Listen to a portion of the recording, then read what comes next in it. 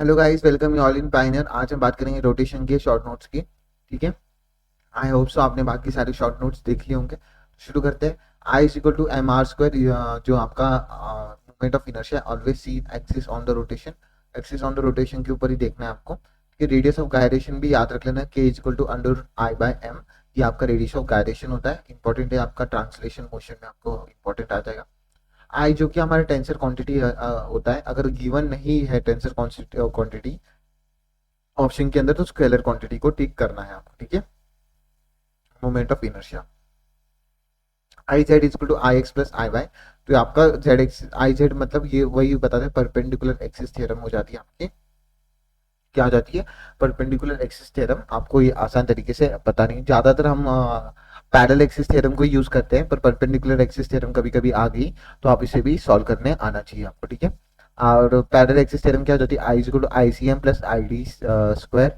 इस तरीके से आपका आ जाएगा। ये सी एम से आपका डिस्टेंस डी होगा, और इसकी आई सी एम, इसकी आई लिखना, और इसमें इसकी आई आपकी आ जाएगी। ठीक है। इस तरीके से कुछ इंपॉर्टेंट मैंने दे रखे हैं। जैसे कि आपको पहले भी बता दिया था, इनका डिस्टेंस कभी कभी पूछ लेता है। तो ये आपका इस तरीके का डिस्टेंस जो होता है, ये बीच वाली लाइन में डी बाई रूट टू होता है। ये इंपॉर्टेंट है। इस तरीके के ट्रायंगल में ये 60 डिग्री होगा, तो ये root three L by two होता है। क्या होता है? Root three L by two हो जाता है। और रॉड के अंदर भी अच्छा मोमेंट ऑफ इनर्शिया रॉड का दे रखा है यहाँ पे। सेंटर में क्या हो जाता है? M L square by 12। Okay. आपका सेंटर ऑफ मास में क्या हो जाता है? M L square by 6।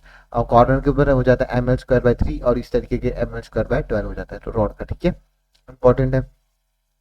Eight an angle, कुछ एंगल के ऊपर अगर रॉड दे रखा होगा, तो आपको इसके सेंटर कॉर्नर का जो है एम एल स्क्वायर बाई 3 लिखना है, और साइन स्क्वायर थीटा इस तरीके का आपका आ जाएगा। कितने पर भी ऑब्जेक्ट को कट करो, आई चेंज नहीं होता। अच्छा, तो ये वाला एक और सेंटेंस आपका बता दे, कितना भी आई है, अगर मैं रॉड इसको 10 पार्ट में भी चेंज करूंगा, तो एक एक पार्ट का जो मोमेंट ऑफ इनर्शिया रहेगा रॉड का, एम आर स्क्वायर बाय 2 ही रहेगा, इसका चेंज नहीं होगा। ठीक है। तो ये चीज आपको पता होनी चाहिए। सेंटर ऑफ मास से बता रहा हूँ मैं। ठीक है। नेक्स्ट बात करते हैं। अरे, एक्स्ट्रा पेज हो गया शायद से, इसको अब मैं कट कर दूंगा बाद में। अभी हम बात करते हैं टॉर्क की। टॉर्क क्या होता है हमारा? R in cross F. R cross F होता है। ठीक है। आर क्रॉस एफ आपको याद रखना है।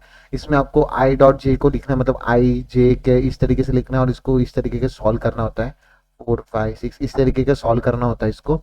ये मैंने फॉर्मूला देख रखा है, कहाँ पे प्लस माइनस लगाना है, कहाँ पे प्लस लगाना है, ये चीज मैंने यहाँ पे दे दी है। ठीक है। तो टॉर्क आपका आ जाएगा आई अल्फा। अल्फा जो आ जाएगा ओमेगा बाय टी, आपका आंसर यहाँ पे आ जाएगा। क्या आ जाएगा? ओमेगा बाय टी आपका आंसर आ जाएगा। तो टॉर्क का जो है आई अल्फा आ जाएगा, तो alpha is equal to omega by T आपका आंसर यहाँ पे चल जाएगा। देन एंगुलर मोमेंटम कंजर्व रहेगा, तो टॉर्क हमारा क्या रहेगा? जीरो रहेगा। अगर लीनियर मोमेंटम कंजर्व रहेगा, तो मेरा फोर्स जीरो रहेगा, मेरा टॉर्क जीरो नहीं रहेगा। बहुत ही ज्यादा इंपॉर्टेंट है, आप इसको लाइटली लोगे ये वाले सेंटेंस को, पर ये जब आपके एग्जाम में आएंगे तब आपको पता होना चाहिए कि एंगुलर मोमेंटम अगर मेरा कंजर्व है तो मेरा टॉर्क जीरो रहेगा, और अगर लीनियर मोमेंटम मेरा कंजर्व है तो मेरा एफ जीरो रहेगा। ठीक है। और आई अल्फा और आर क्रॉस एफ, ये वाला आपको याद रखना है। टॉर्क के अंदर एक और formula D L by D T, जो एल होता है आपका एंगुलर मोमेंटम होता है, और F is equal to D P by D T, ये आपका लीनियर मोमेंटम होता है। ठीक है। तो जैसे मैंने आपको बता दिया, तो लीनियर मोमेंटम में एफ कंजर्व रहता है। लीनियर मोमेंटम अगर कंजर्व रहेगा तो एफ जीरो रहेगा, अगर आपका एंगुलर मोमेंटम कंजर्व रहेगा तो आपका टॉर्क जीरो रहेगा। ठीक है। Centre of mass of the equation C O M.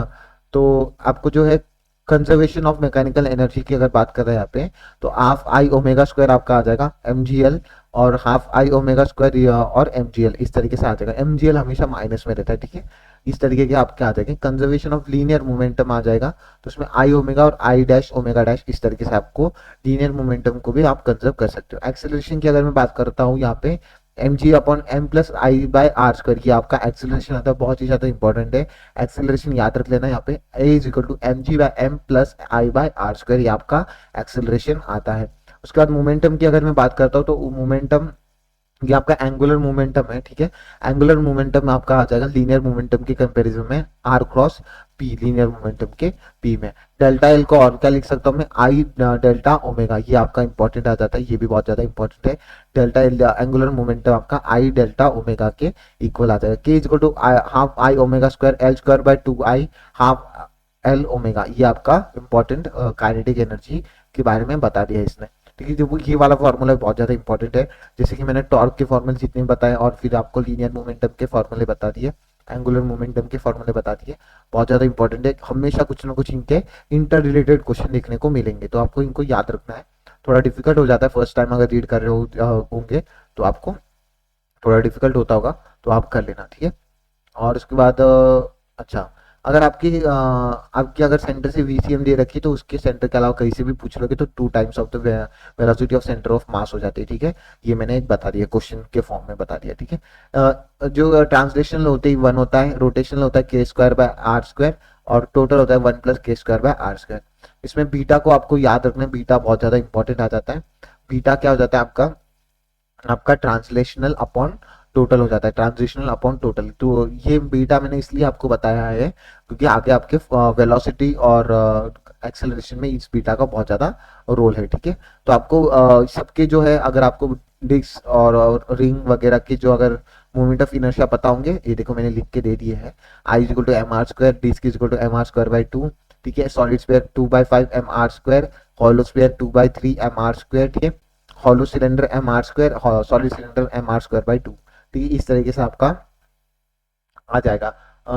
ये आपको याद रखने, मोस्टली इन चारों को याद रख लेना, बहुत ही ज्यादा इंपॉर्टेंट है क्योंकि ये हमेशा एग्जाम में पूछे जाते हैं। इनसे इनके अलावा तो क्वेश्चन कहीं पे जा नहीं रहा आपका, ठीक है, नीट में।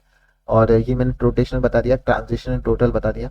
उसके बाद बात करते हैं कुछ वेलोसिटी, जैसे मैंने आपको बताया बीटा को याद रखना है। आपका बीटा क्या है, आपका तो ट्रांजिशनल अपॉन टोटल का ये डिवीजन है, ठीक है।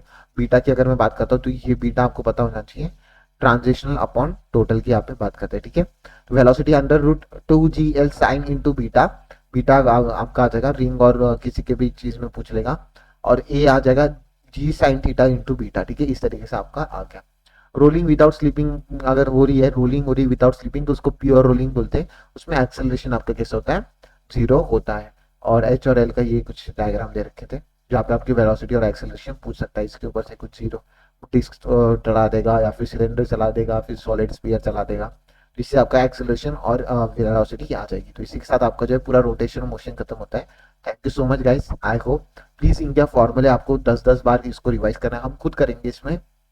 आप बोलोगे कितनी बार डालोगे, मैं तो डालते रहूंगा भाई, क्योंकि बहुत इंपॉर्टेंट है। और कुछ एड ऑन भी इसके अंदर फॉर्मूले आ जाएंगे तो मैं फिर से इसमें एड ऑन करते चल जाऊंगा। तो thank you so much, do like comment and subscribe to my channel. Thank you so much guys.